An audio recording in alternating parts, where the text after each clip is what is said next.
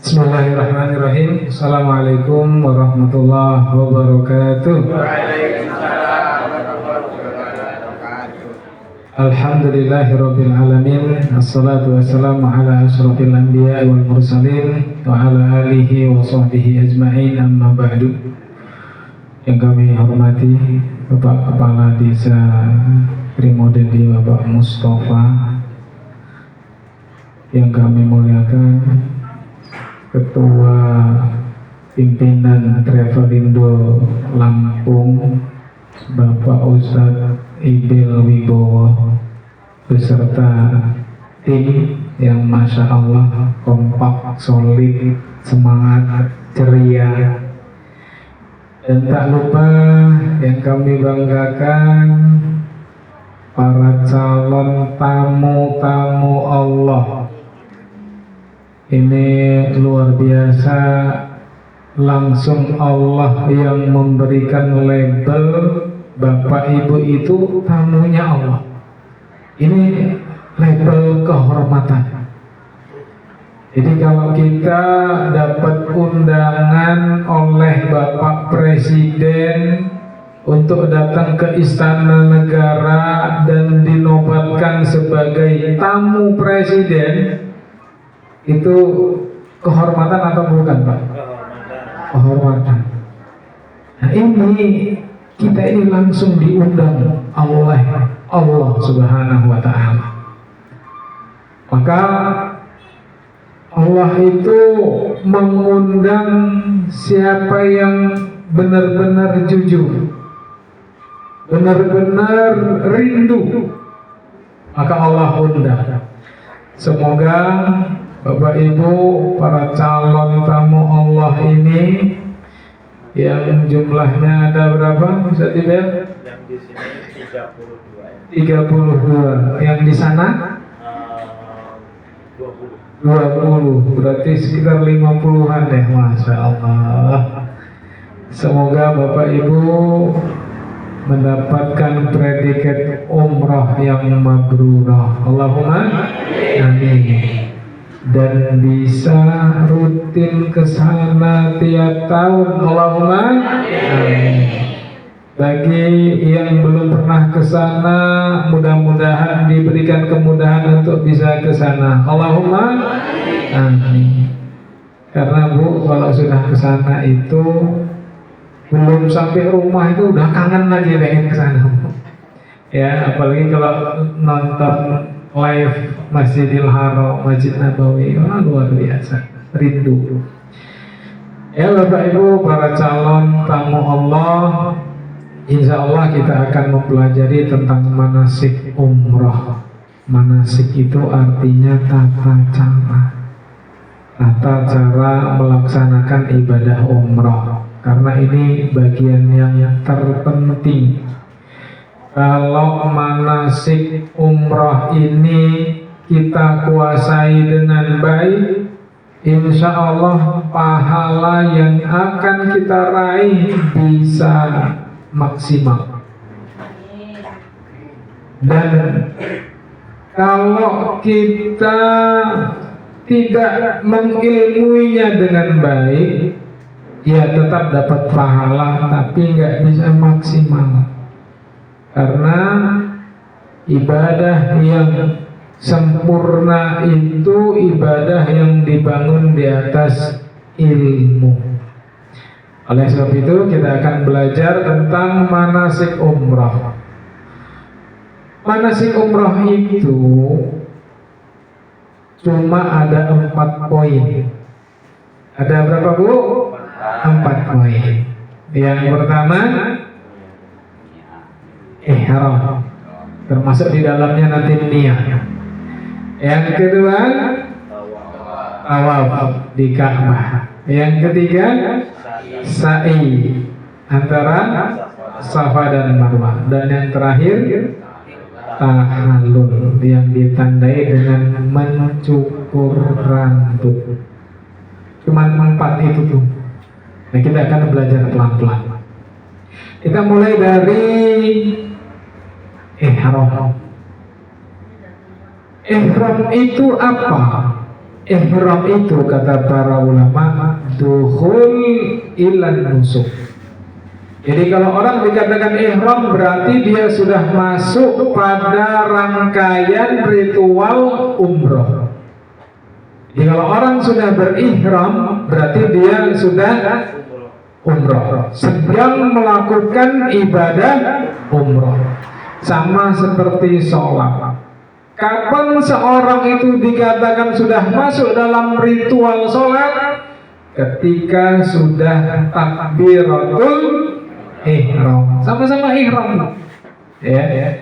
Jadi kalau orang sudah takbiratul ihram, Allahu Akbar, maka saat itu dia sudah masuk dalam rangkaian ritual sholat.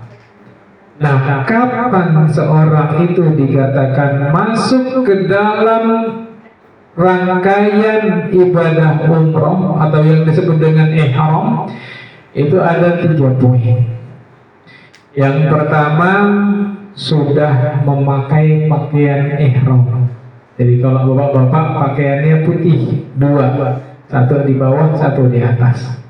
Kalau ibu-ibu pakaiannya bebas, nggak harus putih, warna apa aja boleh. Yang penting pakaiannya longgar, tidak transparan, tidak membentuk lekuk tubuh, tidak menyerupai pakaian laki-laki. Ya, warnanya apa saja boleh. Kemudian yang kedua, kapan seorang dikatakan sudah masuk ke dalam rangkaian ritual umroh? Yang kedua, dia sudah berada di miqat. Miqat itu kalau bahasa kita garis start. Kalau ada orang mau lomba lari, kapan dikatakan mulai lomba? Ya ketika dia sudah melewati garis start. Namanya miqat. Nah, miqat itu di mana? Kita ke mana dulu, Satibel? Oh, kita ke Madinah dulu, berarti Bir Ali. Ya, miqat kita di Bir Ali. Atau kalau di kitab-kitab para ulama itu disebutkan Dzulhulaifah. Bir Ali atau Dzulhulaifah. Tapi yang sering disebut-sebut oleh orang Indonesia Bir Ali. Bir itu artinya sumur miliknya Sayyidina Ali. Jadi di situ dulu ada sumur milik Sayyidina Ali, maka tempat itu dinamakan Bir Ali. Ya, sama kayak di sini namanya Trimodadi. Kenapa dinamakan Trimodadi? Nanti kita tanya sama Pak Kades. Saya nggak tahu ceritanya. Ya. Nah, Bir Ali ini nama tempat, sama kayak di sini Trimodadi. Ya. Jadi kalau kita sudah pakai pakaian ihram, kita sudah berada di Bir Ali. Di miqat tadi, garis start tadi namanya Bir Ali. Dan yang ketiga apa? Kita sudah melafalkan niat dengan mengucapkan labbaik Allahumma umrah. 3 itu. Labbaik Allahumma umrah. Ya Allah, aku memenuhi panggilanmu untuk melaksanakan ibadah umrah. Itu artinya. Ya, itu kalau mau dipotong-potong lafadznya seperti itu, Bu. Biar Bapak Ibu mudah menghafalnya. Labbaik Allahumma umrah.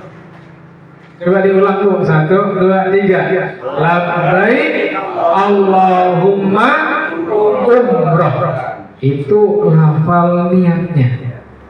Apa artinya, Bu?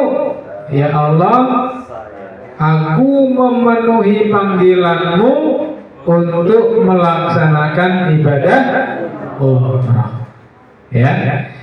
Nah, kalau orang itu sudah melakukan 3 poin ini, berarti dia sedang melakukan ibadah umrah, alias dia sedang berihram untuk umrah. Kapan Bu seorang dikatakan sedang ihram untuk umrah? Yang pertama memakai pakaian ihram. Yang kedua berada di mikot di Bir Ali. Yang ketiga melafalkan niat umrah. Labbaik Allahumma umrah.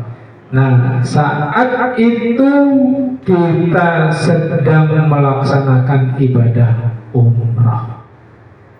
Ya, jadi kalau sholat itu yang pertama kita sudah wudu, yang kedua sudah menutup aurat, yang ketiga menghadap kiblat, kemudian takbiratul ihram. Berarti saat itu kita sedang sholat.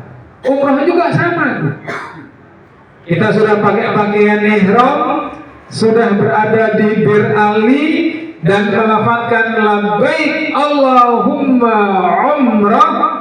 Saat itu kita sedang melakukan ritual umrah. Itulah yang disebut dengan ihram.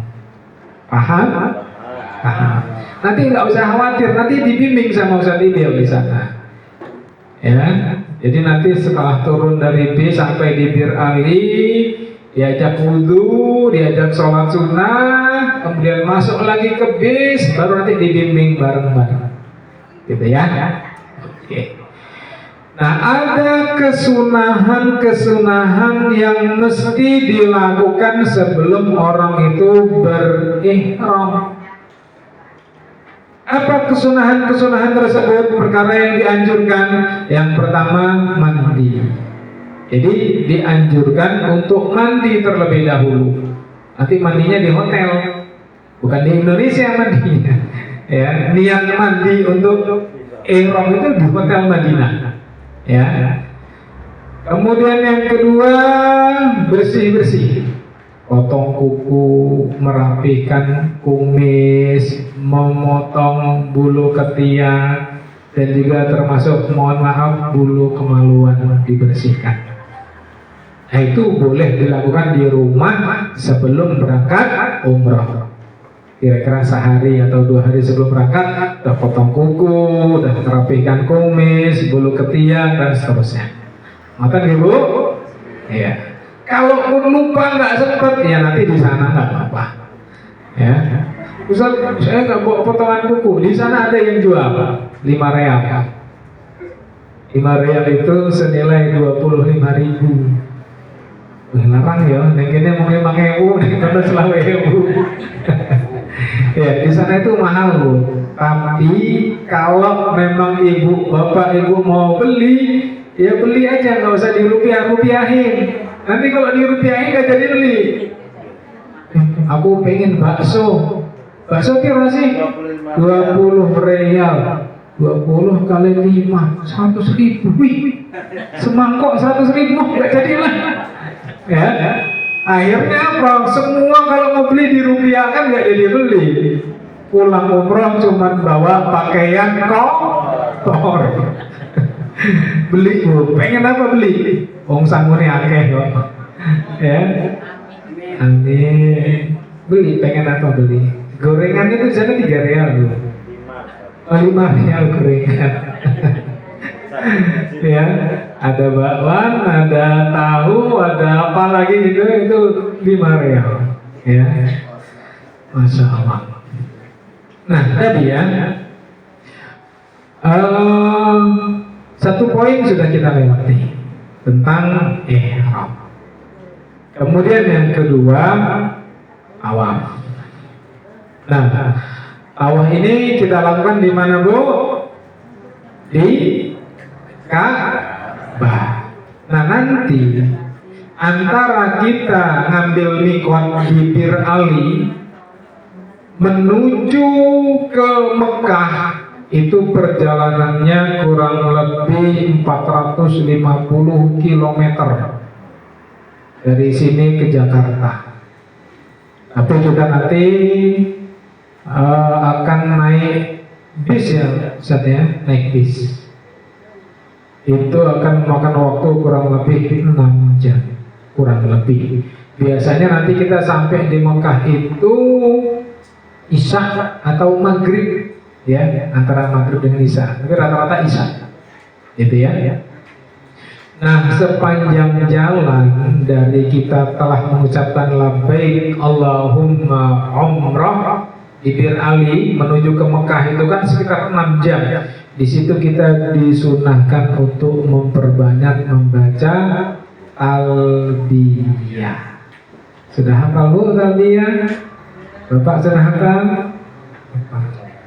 Labbaik Allahumma labbaik labbaik la syarika laka labbaik innal hamda wan ni'mata laka wal mulk la syarika lak. Yuk 1, 2, 3. Labbaik Allahumma labbaik labbaik la syarika laka labbaik innal hamda wan ni'mata laka wal mulk la syarika lak. Itu namanya talbiyah. Itu dibaca, diulang-ulang sampai kita awam. Jadi kalau kita mulai mau tawaf, berhenti talbiyah, gitu ya. Nah, nanti kita di Mekah itu tidak langsung ke Masjidil Haram, tapi kita mampir dulu di hotel. Di hotel bagi-bagi kamar, bagi-bagi kunci, naruh koper, kemudian makan malam, baru nanti kita kumpul di lobi hotel, berangkat bareng-bareng ke Masjidil Haram. Hotelnya insya Allah nggak jauh, kelihatan. Ya paling kisaran 300 sampai 500 meter, dekat. Kalau di sana itu dekat Bu, segitu itu dekat, ya kelihatan. Ya, nanti bareng-bareng kita menuju ke Masjidil Haram. Sampai Masjidil Haram, kita masuk masjid, kaki kanan apa kiri dulu Bu? Kanan. Sambil baca doa masuk masjid. Allahumma salli ala sayyidina Muhammad. Allahumma ftah li abwaba rahmatik. Hafal Bu? Alhamdulillah. Yang hafal dibaca, yang belum hafal dihafal dari sekarang. Kalau nanti sudah mau masuk masjid nggak hafal, baca sholawat. Ngerti ya? Ya. Kemudian sendalnya jangan ditinggal di depan pintu masjid, dibawa. Kan nanti dikasih tas untuk naruh sendal, masukin ke tas, tasnya dibawa. Jangan ninggalkan sendal di depan masjid, nanti hilang. Karena kita belum tentu masuknya lewat pintu 79, keluarnya belum tentu pintu 79. Bisa jadi pintu 85 keluarnya nanti. Kalau sendalku nih kono, wah ya jauh Bu. Iya, makanya dibawa. Nah, nanti kita masuk di Masjidil Haram itu tidak ada sholat tahiyatul masjid bagi yang pertama kali masuk Masjidil Haram. Tidak ada tahiyatul masjid. Yang ada apa? Tawaf. Bagi yang pertama ya, namanya tawaf qudum. Ya, itu pengganti tahiyatul masjid. Jadi kita nanti masuk tidak tahiyatul masjid.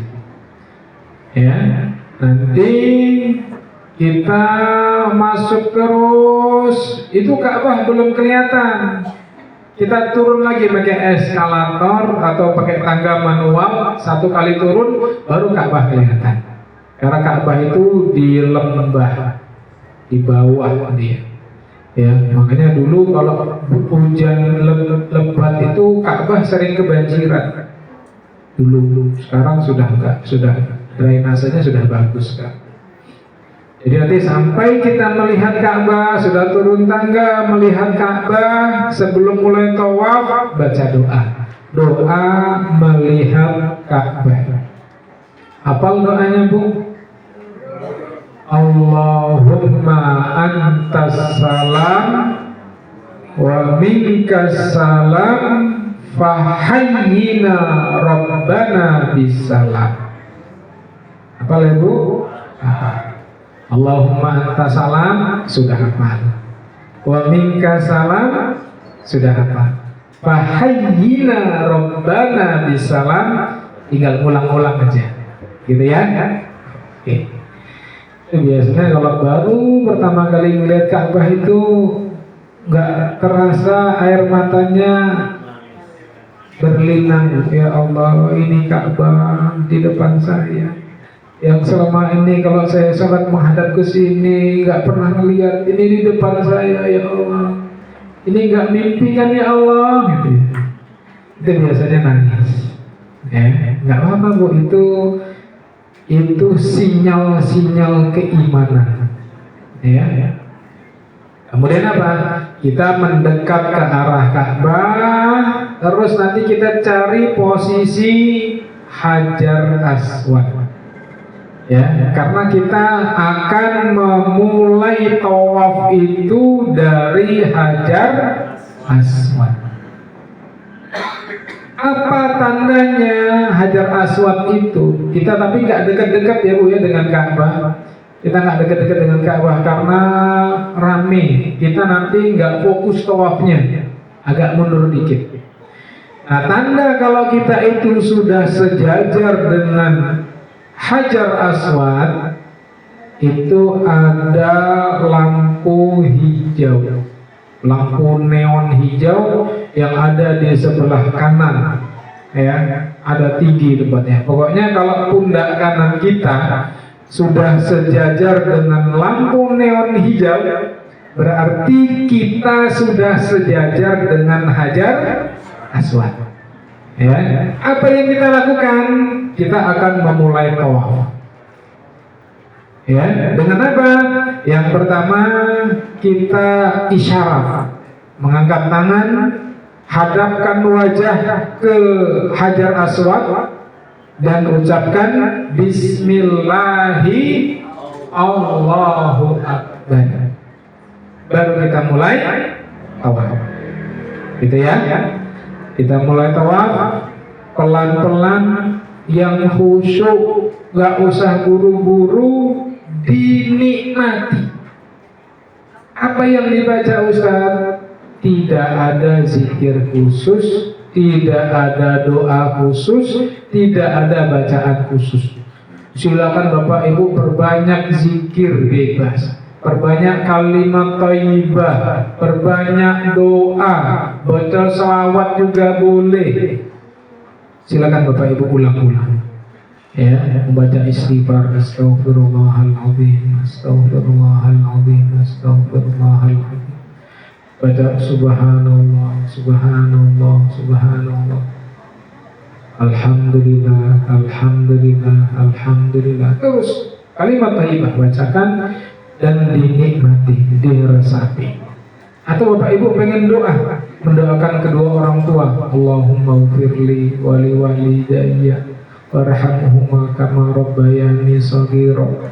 Atau pengen baca doanya Nabi Adam, Rabbana zalamna anfusana wa illam taghfir lana wa tarhamna lanakunanna minal khasirin. Atau pengen baca doanya Nabi Musa, Rabbishrah li sadri wa yassir li amri wahlul 'uqdatam min lisani yafqahu qawli. Atau pengen baca doanya Nabi Yunus ketika ditelan oleh ikan paus, La ilaha illa anta subhanaka inni kuntu minadh dhalimin. Atau pengen baca doa pakai bahasa daerah, baca. Mungkin Bapak Ibu punya doa yang selama ini sudah Bapak Ibu panjatkan tapi belum Allah ijabah, baca. Atau ada yang titip doa di situ, tolong dong nanti kalau udah sampai sana doakan ya biar utang-utang saya lunas. Nah, baca. Tolong ya biar saya ini gak jomblo terus, capek jomblo. Doakan. Tolong dong biar saya nanti pulang umroh bisa beli Pajero Sport. Ya. Pokoknya doa apa saja, karena itu mustajab. Kita doa di depan Ka'bah itu mustajab. Pernah beberapa tahun yang lalu ada video viral itu, ada orang Negro ya, orang Afrika ya, di depan Ka'bah itu dia cuman doanya tuh fulus ya, fulus artinya ya Allah minta duit, ya Allah minta duit, ya Allah minta duit itu ya, sampai orang-orang di sekitarnya tuh ketawa melihat dia berdoa. Tapi ternyata apa? Pulang dia dari situ jadi miliarder. Itu videonya viral, bisa lihat di YouTube nanti ya, ketika aja doa di Ka'bah minta fulus gitu, nanti keluar dia itu ya, pokoknya doa apa saja. Nanti ada doa khusus ketika tawaf, ketika berada di rukun Yamani. Rukun itu artinya pojok. Kenapa disebut dengan rukun Yamani? Karena dia sejajar dengan Yaman. Jadi kalau ditarik benang nembusnya ke Yaman. Ya, ada 4 rukun, 4 pojok. Rukun Yamani, rukun Hajar Aswad, rukun Syam, rukun Iraki. Ya, kalau ditarik benang nembusnya ke negeri Irak, ke negeri Syam, ke negeri Yaman, dan rukun Hajar Aswad. Nah, dari rukun Yamani menuju ke rukun Hajar Aswad itu kita dianjurkan memperbanyak doa sapu jagat. Rabbana atina fid dunya hasanah wa fil akhirati hasanah wa qina adzabannar. Diulang-ulang. Terus diulang-ulang. Ini doa ini Bu, doa yang paling banyak dibaca oleh Rasulullah. Doa sapu jagat ini. Karena doanya simple tapi mencakup semua kebutuhan hamba. Kebaikan dunia dan akhirat. Minta dilindungi dari azab kubur, dari azab neraka, dan dimasukkan ke dalam surga. Ya cukup doa itu. Maka baca berulang-ulang sambil diresapi, sambil khusyuk ya. Ya. Nah, nanti kita ketemu dengan Hajar Aswad, berarti kita sudah dapat 1 putaran. Ketika kita menjumpai Hajar Aswad, maka kita melambaikan tangan, menghadapkan wajah ke Hajar Aswad dan mengucapkan Bismillahi Allahu Akbar. Terus ulang lagi ya, baca doa lagi, baca salawat lagi, baca kalimat thayyibah, baca istighfar, baca doa-doa yang lainnya. Nanti ketemu dengan rukun Yamani, baca doa sapu jagat lagi. Rabbana atina fid dunya hasanah wa fil akhirati hasanah wa qina adzabannar. Nanti ketemu Hajar Aswad, dapat 2 putaran. Takbir lagi, isyarat lagi, dan mengucapkan Bismillahi Allahu Akbar. Terus ya, nanti ketemu lagi 3, 4 sampai 7 putaran. Nggak terasa Bu, 1 putaran itu kurang lebih 5 menit sampai 7 menit nyantai ya, tapi tergantung kondisi ya. Itu nggak begitu padat amat, itu 5 menit ya.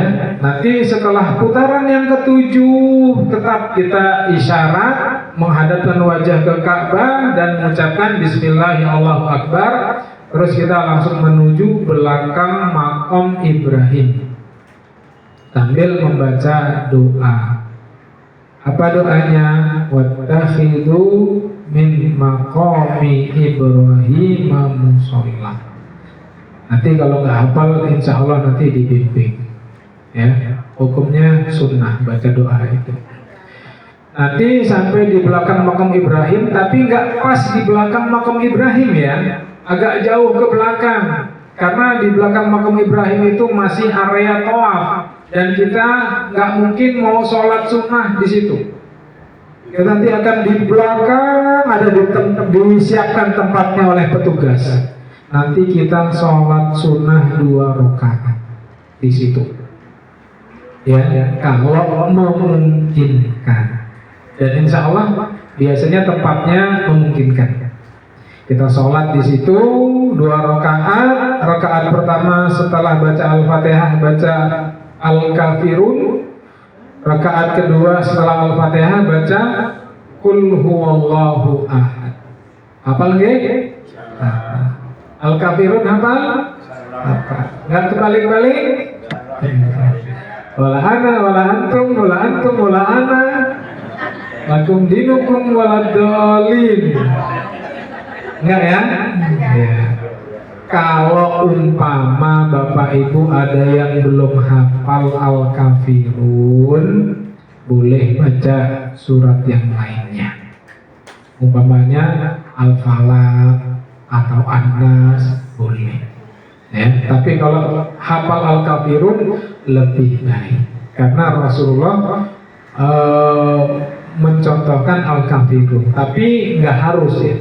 Boleh baca yang lainnya kalau memang tidak hafal, ya. Kemudian selesai sholat, Bapak Ibu yang ingin berdoa silakan berdoa. Sholatnya nggak usah buru-buru, yang khusyuk, sholatnya dinikmati.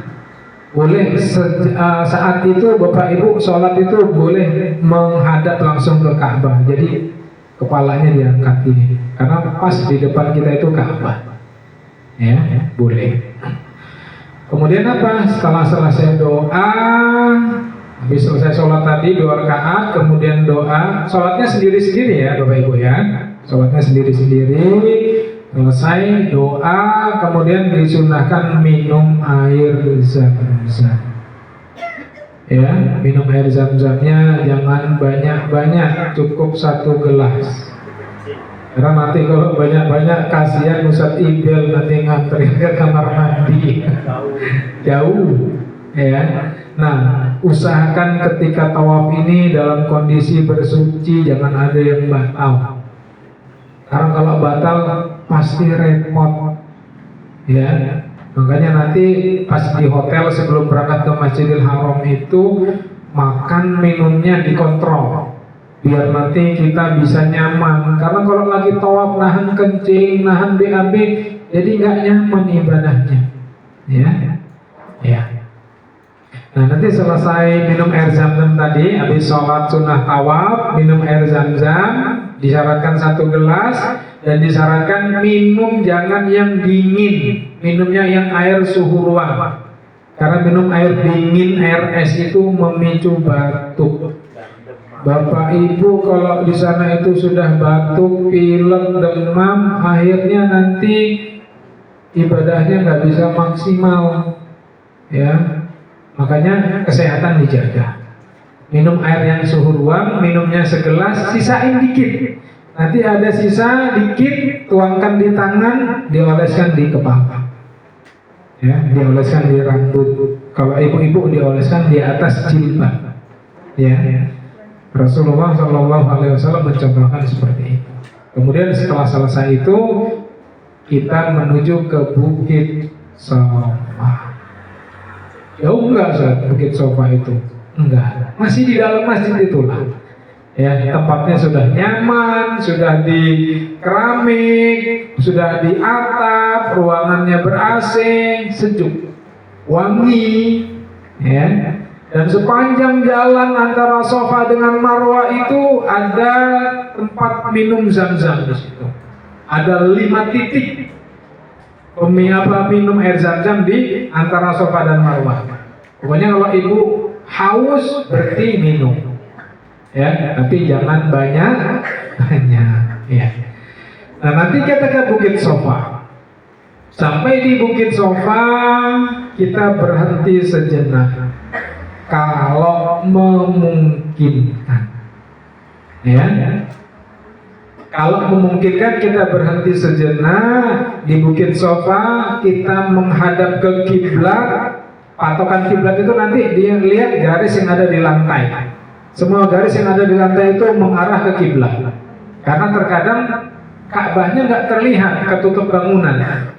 Ya, jadi berhenti di Bukit Sofa, menghadap ke kiblat, mengangkat tangan dan berdoa. Di situ di antara doa yang mustajab.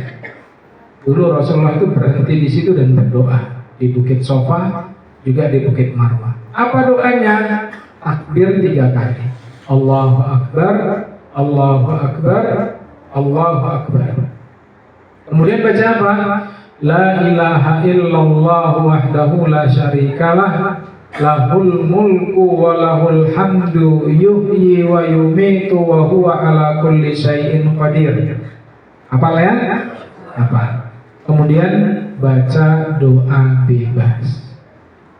Doa pesanan-pesanan saudara, tetangga, doakan anak, doakan suami, doakan cucung, doakan keluarga. Di situ doanya. Selesai doa, baca lagi takbir. Allahu Akbar, Allahu Akbar, Allahu Akbar. La ilaha illallah wahdahu la syarikalah, lahul mulku wa lahul hamdu wa huwa ala kulli syai'in qadir. Boleh yuhyi wa yumitu wa huwa ala kulli syai'in qadir. Boleh juga tanpa yuhyi wa yumit. Mana yang ibu biasa? Ya, setelah wa huwa ala kulli syai'in qadir, doa bebas lagi. Setelah doa tadi, doakan diri sendiri, doakan ampunan, doa untuk keluarga, doa untuk kerabat, doa hajat apa saja doa di situ. Ya, kemudian selesai itu apa? Baca takbir lagi. Allahu Akbar, Allahu Akbar, Allahu Akbar. La ilaha illallah wahdahu la syarikalah, lahul mulku wa lahul hamdu wa huwa ala kulli syai'in qadir. Atau yuhyi wa yumitu wa huwa ala kulli syai'in qadir. Nah, yang ketiga ini enggak doa. Langsung menuju ke marwah. Jadi takbirnya 3 kali, doanya 2 kali. Paham? Nanti kita setelah doa di Bukit Sofa, turun pelan-pelan dari Bukit Sofa menuju ke Bukit Marwah. Sampai di Bukit Marwah kita berhenti sejenak, mengangkat tangan dan berdoa seperti yang kita baca ketika di Bukit Safa. Allahu Akbar, Allahu Akbar, Allahu Akbar. La ilaha illallah wahdahu la syarikalah, lahul mulku wa lahul hamdu wa huwa ala kulli syai'in qadir. Baca doa bebas. Selesai baca doa bebas, takbir lagi 3 kali, wa huwa ala kulli syai'in qadir, baca doa bebas. Kemudian takbir lagi, wa huwa ala kulli syai'in qadir, terus kita balik lagi menuju ke Bukit Safa. Ya. Nah, antara Bukit Safa dengan Bukit Marwah ini tidak ada bacaan khusus, tidak ada zikir khusus. Silakan Bapak Ibu perbanyak baca kalimat thayyibah, baca zikir, baca doa. Ya. Kemudian tetap saya syaratkan bacanya masing-masing, nggak usah berjamaah karena ini lebih khusyuk. Ya, karena dia lebih khusyuk. Kemudian nanti kita di antara Safa dan Marwah itu ada namanya perlintasan lampu hijau. Jadi di neon, di pelapon itu ada neon hijau. Kurang lebih panjangnya sekitar 50 meter. Antara Safa dengan Marwah itu ada lintasan lampu hijau. Nah, di lintasan lampu hijau itu disunahkan berlari bagi laki-laki. Lari-lari, ya. Tapi semua itu kalau memungkinkan. Kalau nggak memungkinkan karena rame atau karena kita harus bersama dengan rombongan, dan kalau lari bakal nanti misah dari rombongan, ya jalan aja. Karena ibadah umrah itu mengedepankan kebersamaan. Ya. Jarak hitungan sa'i dari Safa, kan kita mulainya di Safa menuju ke Marwah, itu dihitung 1. Dari Marwah balik lagi ke Safa dihitung 2. Dari Safa ke Marwah 3, balik lagi ke Safa 4, balik lagi ke Marwah 5, balik lagi ke Safa 6, dan terakhir finishnya di Marwah. Mesti di Marwah finishnya. Kalau finishnya di Safa berarti salah ngitung. Bisa jadi kurang, bisa jadi lebih. Ya. Nah, kalau kita sudah sampai terakhir di Marwah, putaran yang ketujuh, tidak berhenti dan langsung exit keluar. Ya, ketika di putaran ketujuh tidak berhenti, tapi langsung keluar. Nah, berhentinya di Bukit Sofa dan di Bukit Marwah untuk berdoa itu kita lihat sikon. Lihat situasi dan kondisi di sana. Kalau di sana lengang, longgar, ya, itu kita berhenti. Tapi kalau di sananya rame, penuh, biasanya tidak diizinkan untuk berhenti oleh petugas keamanan. Karena kalau kita berhenti di situ, apalagi orang 50 berhenti semua di situ, menyebabkan macet. Jadi biasanya suruh jalan. Doanya kapan? Doanya sambil jalan. Gitu ya. Ya, nanti masalah berhenti dan berdoa itu lihat situasi ya. Oke. Nah, sampai kita selesai tadi 7 kali sa'i keluar. Kemudian kita akan melakukan tahallul yang ditandai dengan mencukur rambut. Bagi ibu-ibu saya sarankan tahallulnya di dalam kamar di hotel. Yang mencukur nanti temannya. Ya, bagaimana cara mencukurnya? Diambil rambut itu kayak dikuncret gitu, Bu. Ya, kemudian ujungnya itu dipotong rata seukuran minimal 1 ruas jari. Cekrek, cekrek, cekrek, cekrek. Siapa yang mencukur? Temannya. Gimana kalau temannya belum tahallul? Nggak apa-apa, nggak ada kewajiban yang mencukur itu harus yang sudah tahallul, nggak ada. Ya, pokoknya saling cukur gantian. Kalau yang rambutnya panjang mungkin bisa cukur sendiri ya. Kalau yang rambutnya pendek kan harus temannya yang mencukur. Tolong cukurnya di dalam kamar hotel dan jangan di Bukit Marwah.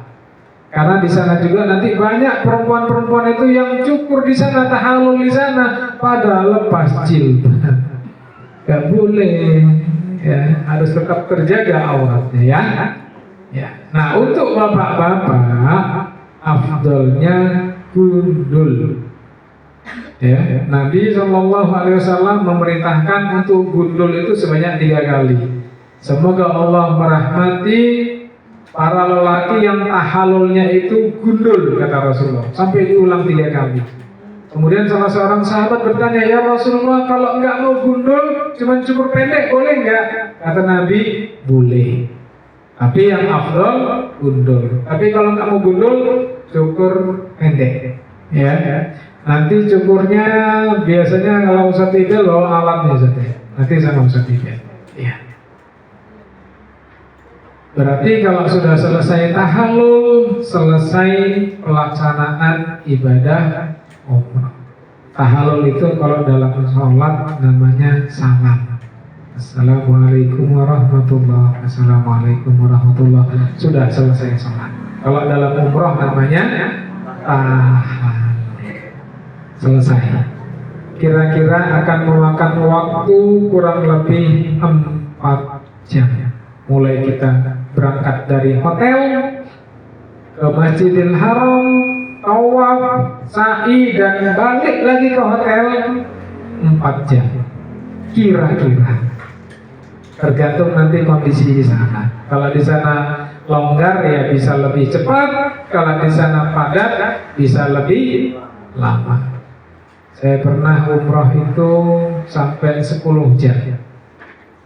Biasanya 4 jam selesai, 10 jam baru selesai.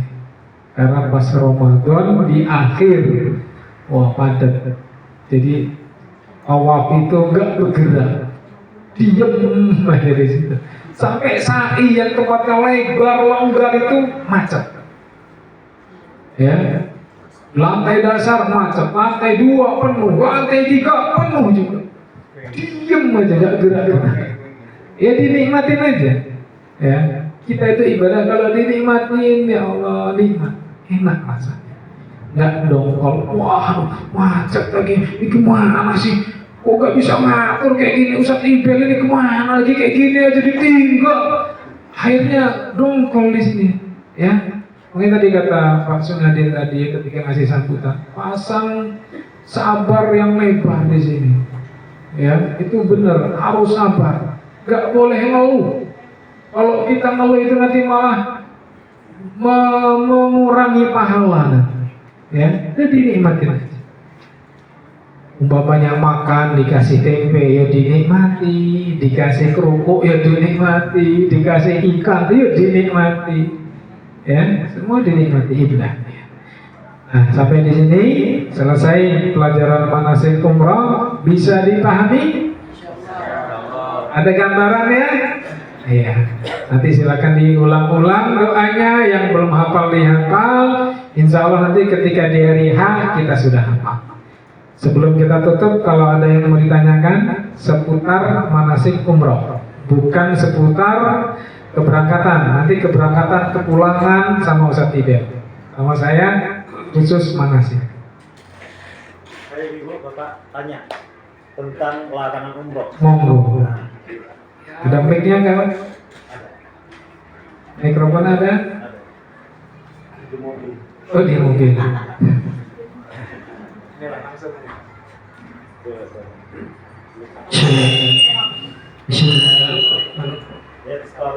Bismillahirrahmanirrahim. Assalamualaikum warahmatullahi wabarakatuh. Ini mau tanya masalah yang surat sunat tadi. Surat sunat tadi niatnya ya tawaf kan? Mana itu? Usuli tawaf itu ya. Sholat sunnah setelah tawaf. Itu aja ditanya. Iya. Bagaimana niat sholat sunnah setelah tawaf? Sholat sunnah setelah tawaf, niatnya dalam hati, ya Allah sengaja aku sholat sunnah 2 rakaat setelah tawaf. Allah Akbar. Udah gitu aja ya, cukup. Gitu ya? Iya. Ada lagi Bapak Ibu? Iya, monggo Pak. Nama saya Nugirejo, calon tamu Allah. Saking pundi Pak? Bulan 1, rumah saya Dito 1. Yang saya tanyakan yaitu masalah Qotodaro itu ada buku panduannya atau tidak Pak? Contoh bagaimana itu? Sekian, terima kasih.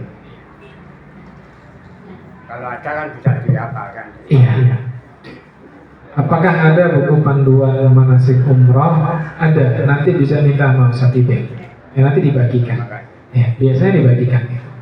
Nanti biar Bapak Ibu bisa bawa pulang dan dibaca di rumah. Nanti atau kalau belum ada fisiknya nanti bisa dikirim lewat PDF-nya, ada juga. Ya. Nanti kalau dia PDF berarti bisa di print out di rumah Bapak Ibu masing-masing, dibawa ke rental, nanti di print bisa juga. Ya. Yang lainnya ada? Monggo Pak.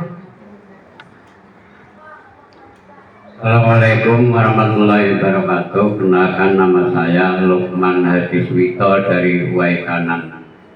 Yang ingin saya tanyakan pada Pak Ustadz, apakah larangan-larangan waktu kita ihram atau kita tawaf itu perlu banget kami tahu? Sekian, wassalamualaikum warahmatullahi wabarakatuh. Iya, pertanyaan yang bagus dari Bapak Lukman Hadiswito tentang larangan-larangan umroh. Apa saja larangan umroh itu? Larangan umroh itu yang pertama, tidak boleh berdebat, tidak boleh adu mulut, apalagi sampai berantem. Adu mulut aja nggak boleh, eyel-eyelan nggak boleh, ya. Kemudian tidak boleh mengucapkan ucapan-ucapan kotor, ya. ucapan kebun binatang atau ucapan apalah pokoknya yang nggak enak didengar. Oh, begini kok goblok banget sih, kan nggak enak didengar ya, berarti nggak boleh. Tolol nggak boleh berarti. Terus nggak boleh berarti. Ya, pokoknya yang ucapan-ucapan kayak gitu nggak boleh. Ucapannya nggak boleh yang kotor-kotor. Ya, kemudian nggak boleh apa namanya? Iya pokoknya itu mencela makanan, debat, ya, sama bermesra-mesraan dengan pasangannya saat umroh, ya. Bermesra-mesraan itu contohnya gini, apa? Cium-ciuman gitu ya. Kalau gandengan gimana? Gandengan boleh, sekedar gandengan boleh. Karena nanti kalau nggak digandeng bapaknya hilang. Ya, ayo Pak, gandeng Pak, atau ibunya, ya. Juga nggak boleh larangan umrah itu menikahkan saat umroh, Tapi kalau sudah tahallul boleh, ya. Umpama bapak ibu pengen nikah di sana gitu ya, ya boleh aja. Nanti calonnya diajak umroh, setelah umroh nikah di sana. Saya pernah nikahkan di sana juga. Dan kayaknya memang lagi ngetren juga orang nikah di sana. Ya, artis-artis udah nikah di sana. Kemudian tidak boleh memotong kuku saat sedang umroh. Mencabut rambut, memotong kuku, mencabut bulu, mematahkan ranting-ranting tumbuhan, kemudian berburu. Termasuk juga nggak boleh gusah-gusahin burung dara di situ saat umrah, ya. Kemudian tidak boleh memungut barang-barang temuan kecuali mau diumumkan atau mau dikembalikan. Kemarin saya temu HP iPhone Pro Max ya, yang harganya 24 juta beberapa itu di Raudhoh saya temu itu, ya. Waktu itu pas jatuh itu ketahuan orangnya, cuman ketika mau saya kejar udah ngilang dia. Akhirnya HP saya bawa, terus nanti nggak lama dia nelpon. Ternyata yang nelpon bukan dia, yang nelpon polisi. Yang nelpon polisi, dia ini HP punya jamaah, saya keamanan di Masjid Nabawi katanya. Terus tolong antarkan ini ke sini kata dia.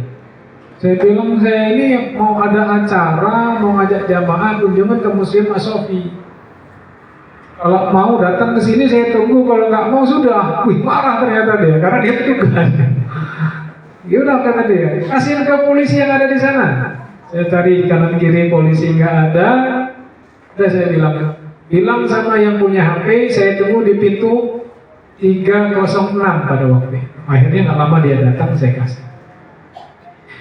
Nah, boleh kita mengambil barang untuk mengembalikan. Tapi kalau nggak ada niatan mengembalikan, jangan diambil. Karena di situ di antara larangan, termasuk larangan di tanah haram. Ya. Itu Pak Lukman. Yang lainnya ada lagi? Cukup ya?